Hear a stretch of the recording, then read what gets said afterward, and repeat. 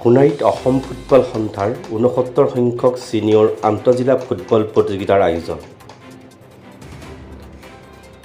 Assam football সন্থাই চলিত বৰ্ষত ক্ষীৰোদ বৰুৱা সোঁৱৰণত আয়োজন কৰা ৬৯ সংখ্যক ছিনিয়ৰ আন্তঃজিলা ফুটবল প্ৰতিযোগিতাখনি এবাৰ চৰাইদেউ জিলাৰ সদৰ সোণাৰীত অনুষ্ঠিত কৰা হ'ব।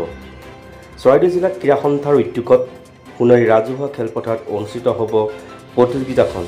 অহা 19 অক্টোবৰৰ পৰা অনুষ্ঠিত হ'বলগীয়া ৬৯ সংখ্যক ছিনিয়ৰ আন্তঃজিলা ফুটবল প্ৰতিযোগিতাখনত ৰাজ্যৰ প্ৰায় কেইখন জিলাৰ ফুটবল দলসমূহে অংশগ্ৰহণ কৰিব।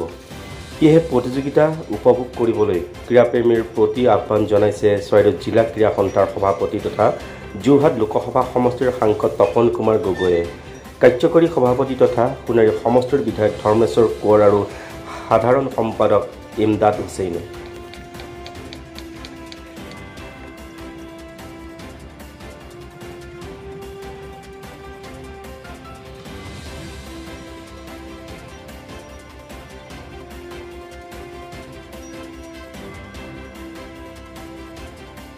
অসম ফুটবল সন্থাৰ উদ্যোগত চৰাইদেউ জিলা ক্ৰীড়া সন্থাৰ সৌজন্যত অহা মঙলবাৰ 19 তাৰিখৰ পৰা আমাৰ ৰাজহুৱা খেলপথাৰত সোণাৰী ৰাজহুৱা খেলপথাৰত সদৌ অসম আন্তঃজিলা ছিনিয়ৰ ক্ষীৰোদ বৰুৱা সোঁৱৰণী ফুটবল প্ৰতিযোগিতা অনুষ্ঠিত হ'ব।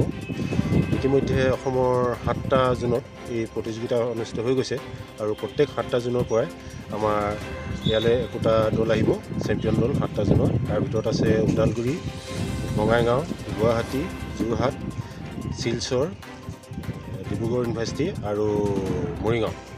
আৰু প্ৰথম খেলখন আমাৰ উদ্বোধনী হ'ব মৰিগাঁও আৰু শিলচৰৰ মাজত অহা মঙলবাৰে।